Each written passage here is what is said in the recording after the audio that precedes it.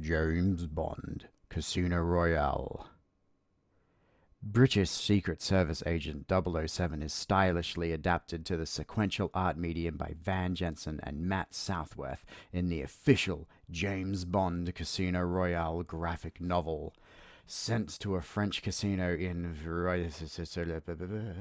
Bond aims to eliminate the threat of the deadly Le Chiffre by bankrupting the ruthless Smersh operative at the Baccarat table. However, when luck of the draw favors his enemy, 007 becomes the target of assassins and torturers in a high-stakes game of cat and mouse. Now, I know what you're thinking. You've seen the movie. You don't care. James Bond hasn't been good in years. I get it. I really do. I picked this up because I wanted to see how some spy stuff is drawn and translated in a comic book medium to help with my own comic book that I've been working on for quite some time now. And I was pleasantly surprised. This is based on the original novel by Ian Fleming. It's adapted by Van Jensen and the art's by Dennis Calero. And if you have walked past this at your comic book shop a few times, or maybe you're new to comic books and want somewhere to start, this is a good point, especially if you're a fan of James Bond, because he ain't been getting no love in the media. So let's get down to the nitty-gritty and talk about the story first. We all know the story if we've seen the movie. James Bond has to eliminate the threat of a deadly terrorist spy guy, and the way they plan on doing it is to have James beat him in blackjack at a high-class casino, essentially. That's the premise of this story. It's full of intrigue and double crossings, and there's spy stuff, and yeah, we know the story. The difference between watching it and reading it in this comic book is this is set in the 50s. It's not set in modern day, and that gives it a level of complexity that you don't get in the movies. And it also adds to a level of mystery as well, because there aren't, listening devices and all the high-tech stuff that you normally see Bond with. This is a Bond who's armed with himself and a pistol. That's what he has. There's no fanciness here. And that adds a level of danger to it, which is... It's just classic. This is very classic in terms of the storytelling, and I for one, appreciate it.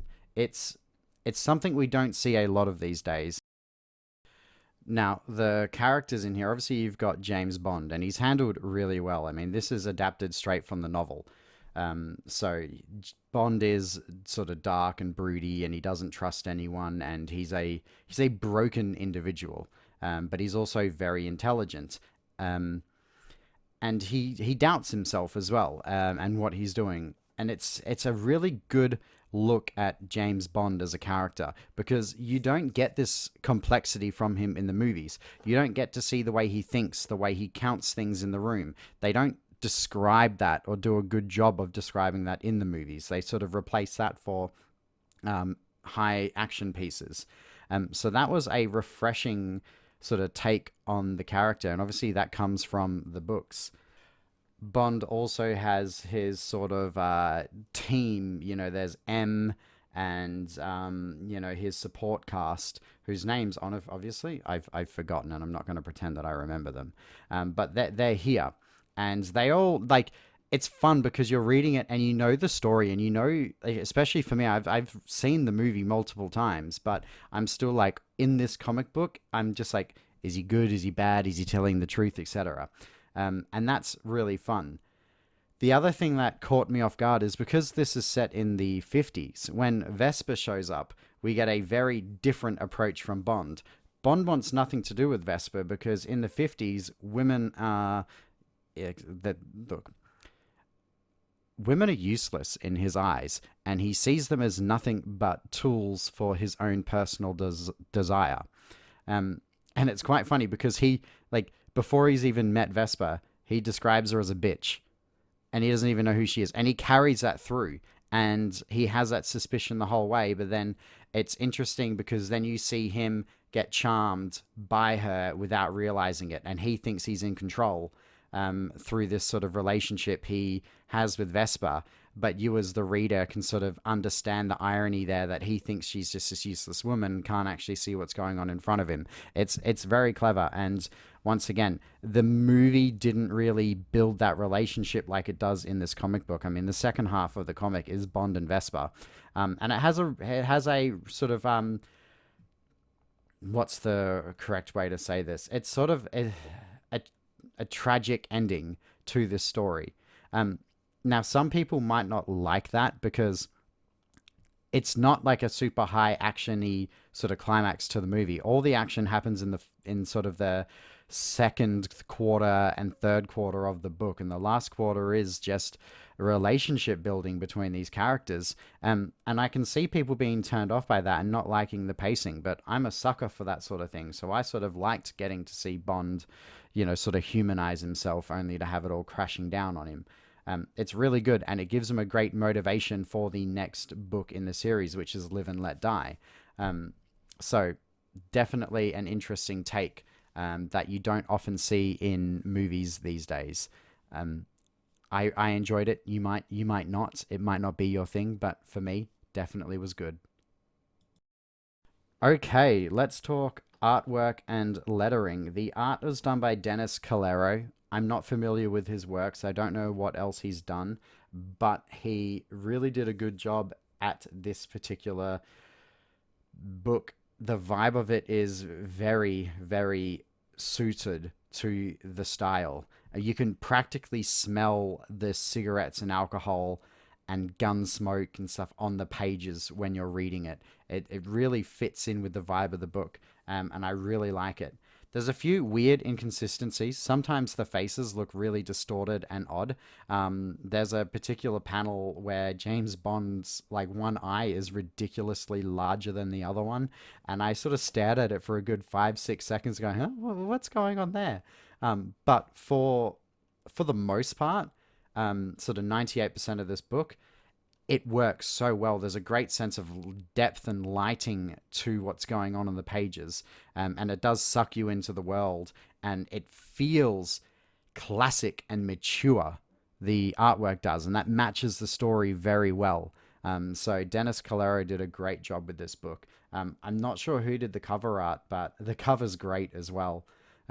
So no complaints with the art. In terms of lettering and pacing, it's good. No complaints there. I love those. There's some creative things they do with the lettering in terms of the files for like the case files for different people who show up, and seeing Bond sort of count things in his head and notice things in his brain. Like it's done really well there. There were no flow issues reading it where I had trouble following the panels or anything like that. This is a very easy read. You can read it in a single sitting, not a problem. I read it over 2 sittings, but definitely a very easy, simple read. There are some nice little bonuses at the end as well. You get to see little like pages of the script done in the traditional comic book way, which is great if you're like me and you are writing a comic book and you want to learn more of the creative process. You get to see the lined pages, the first run of color, the second run of color, the lettering, and it's really, really neat for someone creating a comic. I spent a good 15 minutes just sort of reading through and looking at how they did that, because I mean it directly relates to something I'm doing. So if you're interested in the making of comics, there's some nice stuff at the end of this one for you, and that's definitely appreciated as well. It definitely adds a bit more value to the book. Not that this is a short book, it's 166 pages long. So, you're probably wondering who this is for, and I would recommend it to people who maybe aren't into comic books or want to start with comic books. This is a good book to start with. It shows you the power in comic books and why people read them. It's a familiar story. If you've seen the movies, you know the characters and you sort of know what's going to happen, so you can follow along with it fairly easy. However, the fact that this is based on the original book and it's set in the 50s and not modern day like the movie, there are some differences, so there's enough there to keep you wondering and guessing still. So if you are new to comic books or you've wanted somewhere to start, Ian Flemings Agent 007 James Bond Casino Royale, released in 2018, is definitely a good place to start. And I mean, if you like James Bond, or if you're just into that sort of 50s spy sort of stories, this is definitely a must have for you. It's great for that. Overall, I had a blast reading it. I'm going to read the next one. I already have it queued up, ready to go. And yeah, if it sounds like something that you might like, give it a go. You can get it online. You can get it on, I think, Comixology, and a few other places. It's still being printed as well, so check your local comic book shop. And yeah, next time you're walking past a James Bond comic, flip through some pages. You might be surprised. I really was.